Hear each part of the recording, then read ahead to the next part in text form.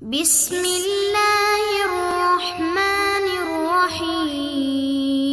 السلام علیکم ورحمۃ اللہ وبرکاتہ۔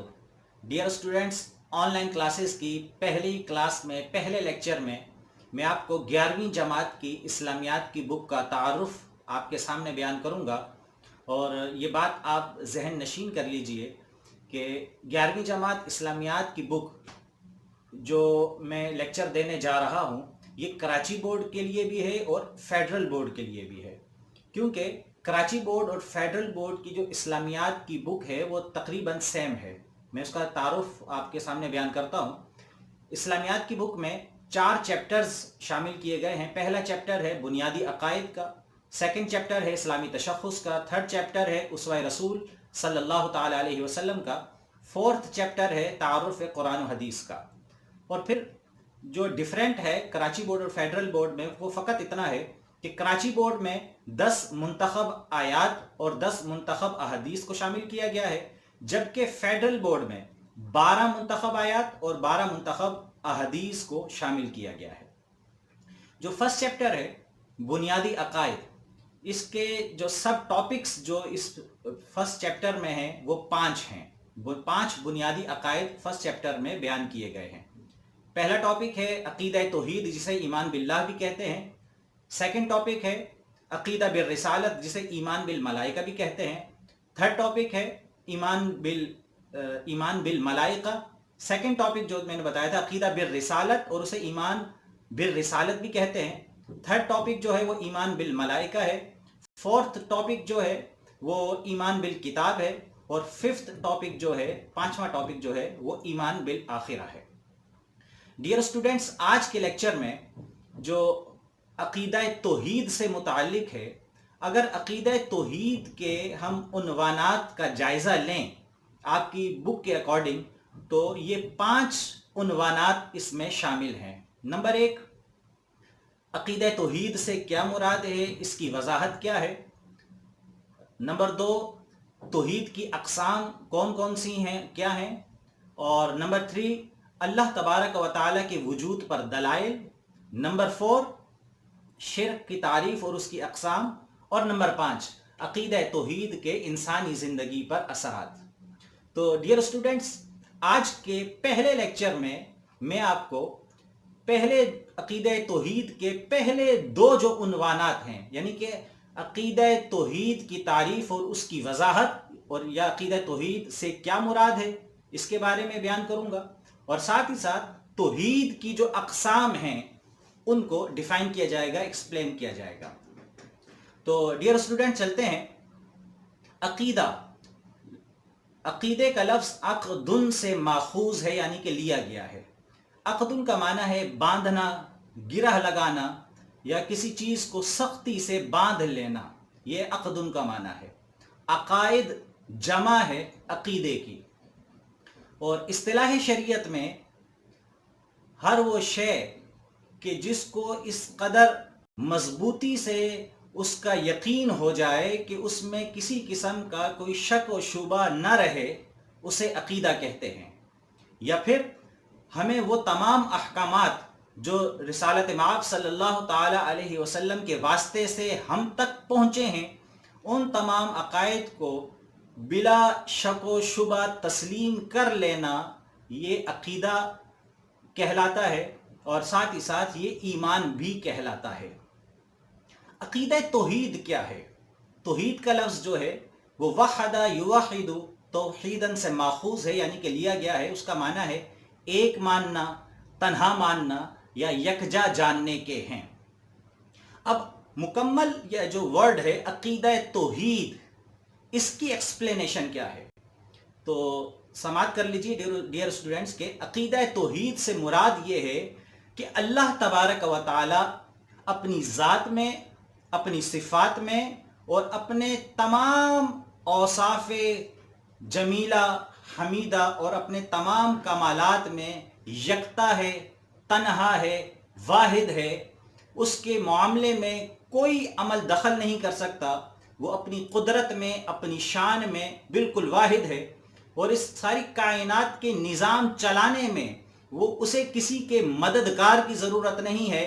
وہ یہ تنہا یہ سارے نظام کو چلا رہا ہے، نہ ہی وہ کسی کی اولاد ہے، نہ اس کی کوئی اولاد ہے، اور ساری کائنات میں اس کا ہم پلہ، اس کا ہم اثر کوئی دوسرا ہو نہیں سکتا. اسے عقیدہ توحید کہتے ہیں. اور عقیدہ توحید کی سب سے بہترین وضاحت جو قرآن مجید فرقان حمید میں اللہ تبارک و تعالی نے خود فرمائی وہ سورۃ الاخلاص میں ہے.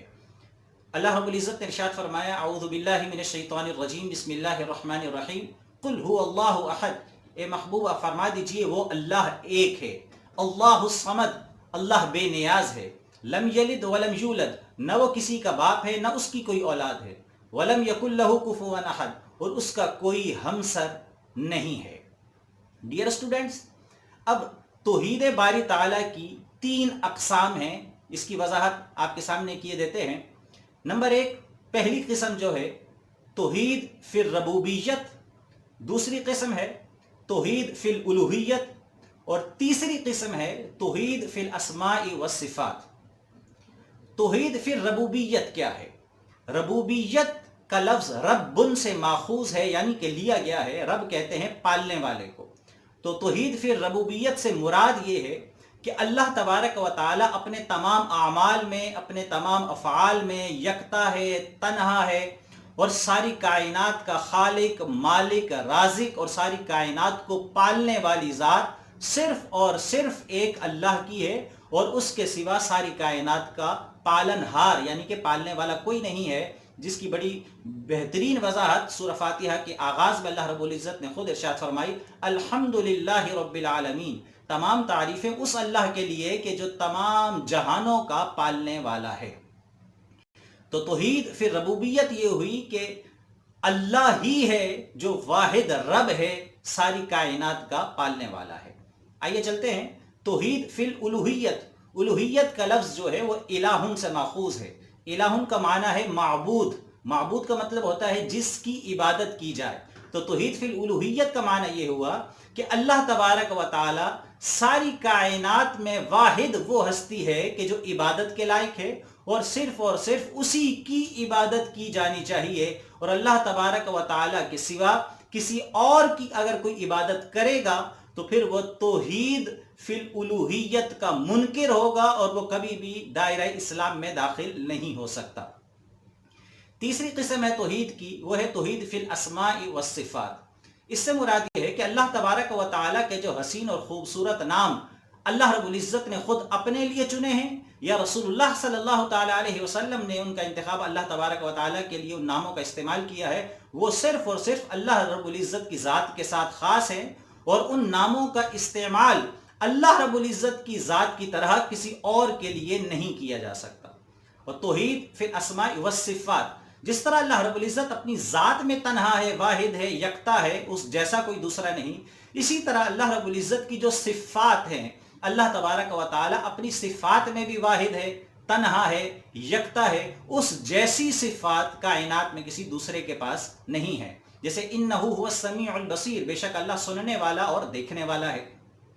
ڈیئر اسٹوڈنٹس، یہاں پہ طلباء کے ذہن میں ایک اشکال آتا ہے، ایک اعتراض آتا ہے کہ جیسا کہ اگر آپ یہ پوچھیں مجھ سے کہ آپ نے یہ کہا کہ اللہ رب العزت کی صفت ہے سننا یا دیکھنا، تو یہ صفات تو ہماری بھی ہیں، تو اس اعتراض کا کیا جواب ہو سکتا ہے؟ تو ڈیئر اسٹوڈنٹ سماعت کیجئے کہ ہمارے پاس جو یہ صفات ہیں سننے کی یا دیکھنے کی، یہ ہماری اپنی ذاتی پرسنل نہیں ہے، بلکہ یہ اللہ رب العزت کی طرف سے عطا کردہ ہیں. اللہ رب العزت کے پاس یہ جو صفات ہیں یا دیگر صفات ہیں وہ کسی کی طرف سے عطا کردہ نہیں ہے، بلکہ وہ اللہ رب العزت کی اپنی ذاتی صفات ہے.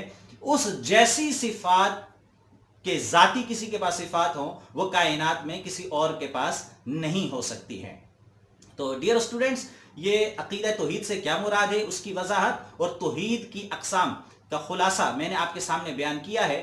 تو ابھی یہ دونوں سوالات جو ہیں یہ پیپر میں کس طریقے سے حل کیے جا سکتے ہیں، اور یعنی کہ پہلا سوال کہ عقیدہ توحید سے کیا مراد ہے، اور دوسرا سوال کہ عقیدہ توحید ذاتی باری تعالیٰ کی کتنی اقسام ہیں اور اس کی کیا وضاحت ہے. تو یہ سوال پیپر میں ہم نے کیسے حل کرنا ہے، اس کا طریقہ کار کیا ہوگا، اس میں کون کون سی ہم نے ہیڈنگز دینی ہے، جس کی وجہ سے ہمیں بات سمجھ بھی آ جائے اور پیپرز میں ہمارے اچھے مارکس بھی آ سکیں۔ تو ڈیئر اسٹوڈنٹس، چلتے ہیں سوالات کی جانب اور دیکھتے ہیں کہ ہم نے ایگزام میں پیپر میں اس سوال کو کیسے حل کرنا۔ بسم اللہ الرحمن الرحیم۔ ڈیئر اسٹوڈنٹس، آج کے پہلے لیکچر میں جیسا کہ آپ کو بتایا عقیدہ توحید سے کیا مراد ہے اور توحید کی اقسام کے بارے میں ہم نے ڈیٹیل میں گفتگو کی۔ اب دیکھ لیتے ہیں کہ ان دونوں سوالات کو ہم نے پیپر میں کس طرح حل کرنا ہے۔ تو پہلا سوال ہے عقیدہ توحید سے کیا مراد ہے، تفصیل سے وضاحت کریں۔ تو جواب دیکھ لیجئے، ہیڈنگز بھی آپ نے ساتھ ساتھ دیکھتے جانی ہے۔ عقیدے کا لفظی معنی و مفہوم۔ عقیدہ عربی زبان میں لفظ عقدن سے ماخوذ ہے، جس کا مطلب باندھنا، پختہ کرنا اور مضبوطی سے جکڑنا ہے۔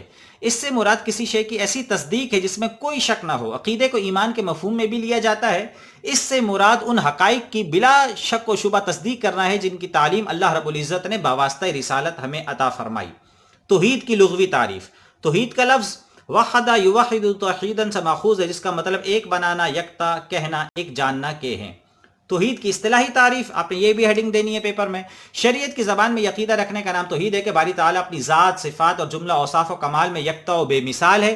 اس کا کوئی ساتھی یا شریک نہیں، کوئی اس کا ہم پلہ یا ہم مرتبہ نہیں، صرف وہی با اختیار ہے۔ اس کے کاموں میں نہ کوئی دخل دے سکتا ہے، نہ اسے کسی قسم کی امداد کی ضرورت ہے، حتیٰ کہ اس کی نہ کوئی اولاد ہے اور نہ ہی وہ کسی سے پیدا ہوا ہے۔ جیسا کہ ارشاد باری تعالیٰ ہے سورۃ الاخلاص میں، اللہ رب العزت نے ارشاد فرمایا، ترجمہ: کہو کہ وہ ذات پاک ہے جس کا نام اللہ ہے، ایک ہے، معبود برحق ہے جو بے نیاز ہے، نہ کسی کا باپ ہے اور نہ کسی کا بیٹا، اور اس کا کوئی ہمسر نہیں۔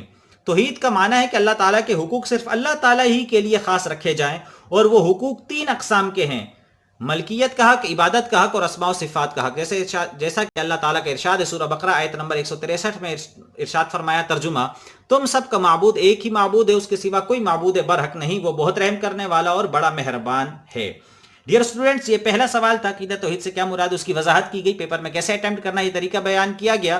دوسرا سوال جو آج آپ نے پڑھا، توحید کی اقسام کی وضاحت کریں۔ تو پہلی ہیڈنگ توحید کی اقسام۔ توحید کی 3 قسمیں ہیں: نمبر 1 توحید ربوبیت، نمبر 2 توحید الوہیت، نمبر 3 توحید اسماء و صفات۔ نمبر 1 توحید ربوبیت۔ اس سے مراد یہ ہے کہ اللہ تعالیٰ کو اس کے تمام افعال میں یکتا و تنہا مانا جائے، یعنی وہی رب اکیلا پوری کائنات کا خالق و مالک ہے، وہی تمام مخلوقات کا رازق ہے اور وہی پوری دنیا کے نظام کو چلا رہا ہے۔ جیسا کہ ارشاد باری تعالیٰ ہے سورہ یونس آیت نمبر 31 میں، اللہ پاک نے ارشاد فرمایا، ترجمہ: آپ کہیے کہ وہ کون ہے جو تم کو آسمان اور زمین سے رزق پہنچاتا ہے، یا وہ کون ہے جو کانوں اور آنکھوں پر پورا اختیار رکھتا ہے، اور وہ کون ہے جو زندہ کو مردہ سے نکالتا ہے اور مردہ کو زندہ سے نکالتا ہے، اور وہ کون ہے جو تمام کاموں کی تدبیر کرتا ہے؟ ضرور وہ یہی کہیں گے کہ اللہ۔ تو ان سے کہیے کہ پھر کیوں نہیں ڈرتے۔ نمبر 2 دوسری قسم توحید کی، توحید الوہیت۔ اس سے مراد یہ ہے کہ اللہ تعالیٰ کو عبادت میں یکتا مانا جائے، تمام قسم کی عبادات قولی، فعلی، بدنی اور مالی و قلبی اسی وحدہ لا شریک کے لیے بجا لائی جائیں اور کسی کو اس کے ساتھ شریک نہ ٹھہرایا جائے۔ جیسا کہ ارشاد باری تعالیٰ ہے سورۃ الانعام آیت نمبر 162 کا ترجمہ: آپ فرما دیجئے کہ بالیقین میری نماز اور میری ساری عبادت اور میرا جینا مرنا اور میرا مرنا یہ سب خالص اللہ ہی کے لیے ہے جو سارے جہانوں کا مالک ہے۔ تیسری اور آخری قسم توحید کی اقسام کی، توحید اسماء و صفات۔ اس سے مراد یہ ہے کہ ہم اللہ تعالیٰ کو اس کے اسماء و صفات میں بھی یکتا مانیں، یعنی جو اسماء و صفات اللہ تعالیٰ نے اپنے لیے ذکر فرمائے یا رسول اکرم صلی اللہ علیہ وسلم نے اللہ تعالیٰ کے لیے ذکر فرمائے ہیں، ہم ان سب کو مخلوقات سے تشبیہ دیے بغیر تسلیم کریں اور انہیں اسی طرح مانیں جس طرح کہ وہ اللہ تعالیٰ کے شایان شان ہیں۔ جیسا کہ ارشاد باری تعالیٰ ہے سورۃ الاعراف میں 180 نمبر آیت میں، ترجمہ: اور اچھے اچھے نام اللہ کے لیے ہی ہیں، لہٰذا تم ان ناموں سے ہی اللہ تعالیٰ کو موسوم کیا کرو اور ایسے لوگوں سے تعلق بھی نہ رکھو جو اس کے اسماء گرامی میں کجروی کرتے ہیں، اور ان لوگوں کو ان کے کیے کی ضرور سزا ملے گی۔ ایک اور مقام پر ارشاد فرمایا سورہ شورى آیت نمبر 11 میں، ترجمہ: کہ اس جیسی کوئی چیز نہیں، وہ خوب سننے والا اور دیکھنے والا ہے۔ تو ڈیئر اسٹوڈنٹس، آج کے پہلے لیکچر میں آن لائن کلاسز کے ہم نے عقیدہ توحید سے کیا مراد ہے اس کی ڈیٹیل میں بات ہوئی۔ اس سوال کے جواب کو پیپر میں کیسے اٹیمپٹ کرنا ہے وہ آپ کے سامنے بیان کیا گیا، اور پھر عقیدہ توحید کی اقسام، تینوں اقسام کی وضاحت کی گئی، اور اس کا جواب جو ہم نے پیپر میں اٹیمپٹ کرنا ہے وہ بھی آپ کے سامنے بیان کیا گیا۔ آپ اس ویڈیو کو ریپیٹ دیکھیں، اس کی پریکٹس کریں، اس کو ذہن نشین کریں، تو انشاءاللہ العزیز یہ آپ کو آپ کے پیپر میں فائدہ مند ہوگا۔ Thank you very much.